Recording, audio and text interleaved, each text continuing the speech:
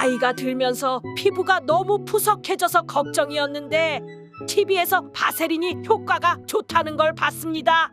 정말 바세린이 피부 건강에 효과가 좋은가요? 여러분들은 노화하면 어떤 것이 가장 먼저 떠오르시나요? 구부정한 허리, 침침한 눈, 백발의 머리카락 등 많은 것들이 떠오르지만 가장 먼저 떠오르는 것은 바로 얼굴의 주름이 아닐까 싶습니다. 실제로 안티에이징이라는 말을 쓰는 화장품 대부분이 주름을 개선해주는 제품이니까요. 아마 많은 분들의 고민이실 피부의 자글자글한 주름을 아주 저렴하게 해결할 수 있는 제품이 있다고 해서 화제가 되고 있는데요. 바로 바세린입니다. 집집마다 한 개씩은 꼭 갖고 있는 제품이죠. 요새 유튜브나 TV에서 바세린을 바르면 주름이 쫙 펴진다는 정보가 많이 퍼지고 있습니다.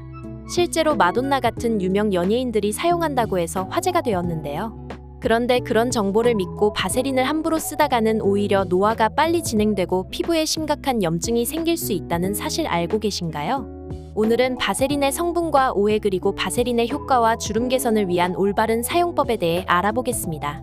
시청하시기 전 구독과 좋아요는 큰 힘이 됩니다. 구독자분들의 다양한 경험이나 의견도 댓글로 다른 분들께 공유해주세요. 바세린은 굉장히 우연한 계기로 효능이 발견되고 개발되었습니다. 1860년대 미국 펜실베니아주의 많은 석유 유전이 발견되었습니다. 석유를 추출하는 과정에서 나온 찌꺼기를 노동자들이 화상을 입거나 상처난 피부에 바르는 것을 목격한 로버트 체스부르라는 화학자가 석유 찌꺼기에 대해 연구하기 시작했는데요.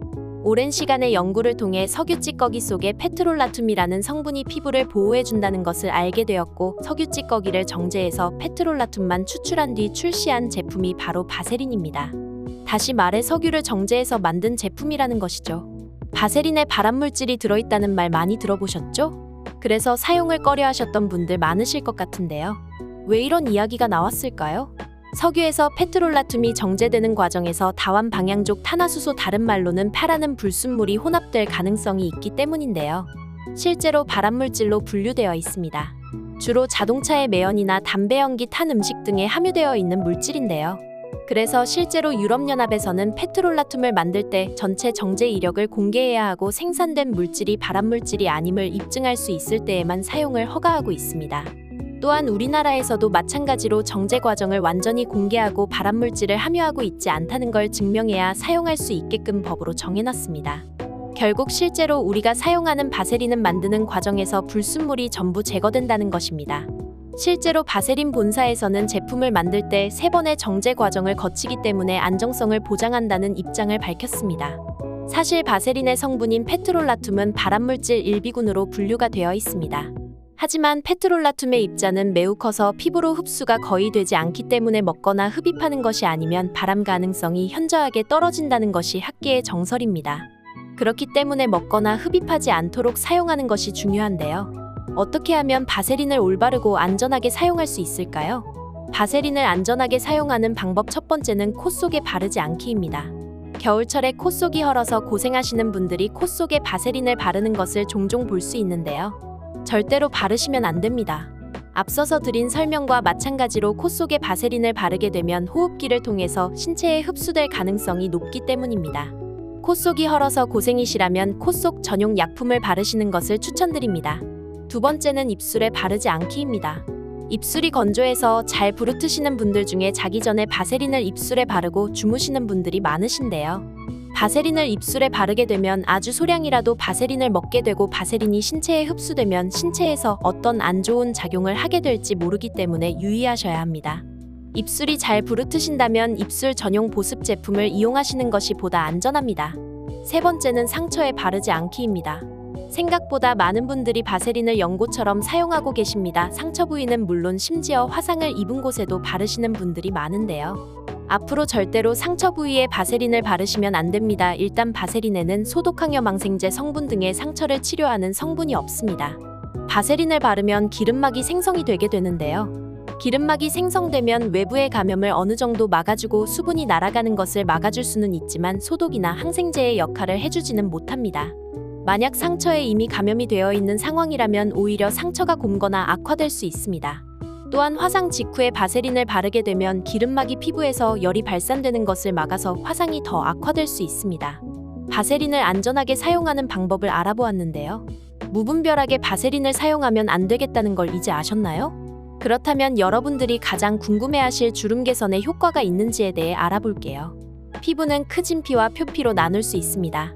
진피에 생긴 주름은 사실 어떤 화장품을 바른다고 해서 좋아지긴 힘들다고 합니다. 이미 깊게 파이고 접힌 주름은 실제 피부가 치료를 통해 펴는 방법을 통해서만 좋아질 수 있다고 하는데요. 예를 들어 실로 피부를 펴주는 리프팅이나 레이저 필러, 보톡스 같은 시술들 말입니다.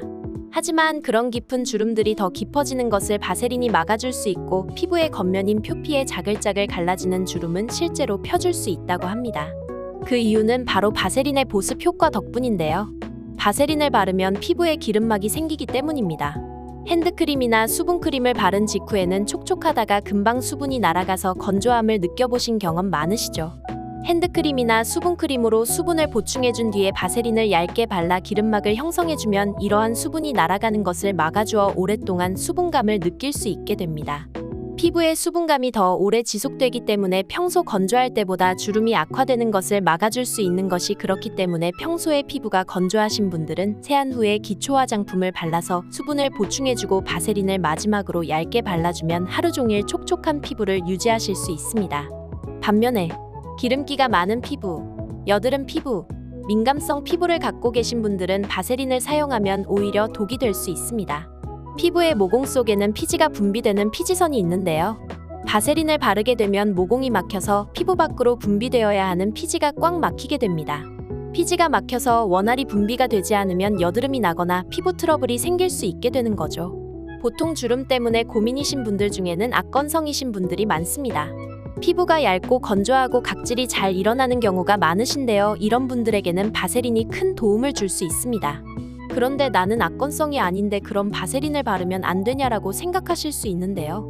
그런 분들 중에 로션만으로 건조한 느낌이 있으신 분이 있다면 바세린과 로션을 섞어서 발라주면 됩니다. 바세린을 1:1로 섞어서 먼저 발라보시고 너무 끈적하다면 바세린의 비율을 낮춰보고 아직 좀 건조하다면 바세린의 비율을 늘려보고 하시면서 자신만의 비율로 발라보시는 것을 추천드립니다. 정리하면 피부가 건성이신 분들은 로션을 바른 뒤에 얇게 바세린을 펴 발라주시면 되고 일반적인 피부이신 분들은 로션과 바세린을 섞어서 발라주시면 되고 유분기가 많으신 분들은 바르지 않는 것을 추천드립니다. 하지만 유분기가 많으신 분들도 바르면 좋은 부위가 있는데요. 첫 번째 부위는 바로 눈가와 입가입니다. 눈가와 입가 쪽에는 유분기가 별로 없어서 쉽게 주름이 생기는 부위인데요. 이런 곳에는 유분기가 많으신 분들도 건조하기 때문에 발라주면 주름의 방과 개선에 도움을 줄 수 있습니다. 물론 눈이나 입으로 들어가지 않도록 잘 발라주는 것이 가장 중요합니다. 두 번째 부위는 목입니다. 나이가 들면 목주름이 걱정이죠. 얼굴은 시술을 통해 어떻게 젊어진다고 해도 목은 시술이 어렵죠. 그래서 얼음이 더 생기기 전에 잘 관리해줘야 합니다. 목주름이 고민이다라고 하시는 분들 중에 평소에 목에 로션을 바르거나 선크림을 바르며 관리하시는 분들은 많이 없으시잖아요. 바세린으로 저렴하고 간편하게 관리해보시는 것을 추천드립니다. 바세린의 역사는 120년이 넘었습니다. 실제로 호랑이 연고, 맨소레담, 안영구, 쿠시딘 등의 제품은 바세린 성분에 항염 항생제 성분을 섞어서 만든 제품이기도 합니다. 바세린의 보습 성분이 매우 뛰어나기 때문에 보습 성분이 필요한 의약품이나 화장품에 많이 들어가 있는 것입니다. 그렇기 때문에 오늘 알려드린 바세린의 보습의 원리를 잘 이해하시고 먼저 보습을 해줄 수 있는 크림이나 로션으로 충분히 수분을 보충을 해준 뒤에 바세린으로 기름막을 생성해 주어서 주름 예방과 개선의 효과를 보시길 바라겠습니다. 하지만 바세린은 의약품이 아니기 때문에 상처 부위나 화상 부위에는 절대 바르지 마시고 눈이나 코, 입을 통해서 우리 몸에 흡수가 되지 않도록 하는 것이 가장 중요합니다. 오늘은 바세린에 대한 모든 것들을 알아봤는데요. 구독자분들의 건강관리에 도움이 되셨으면 합니다. 영상이 도움이 되셨다면 구독과 좋아요 부탁드립니다. 항상 건강하시고 행복하세요.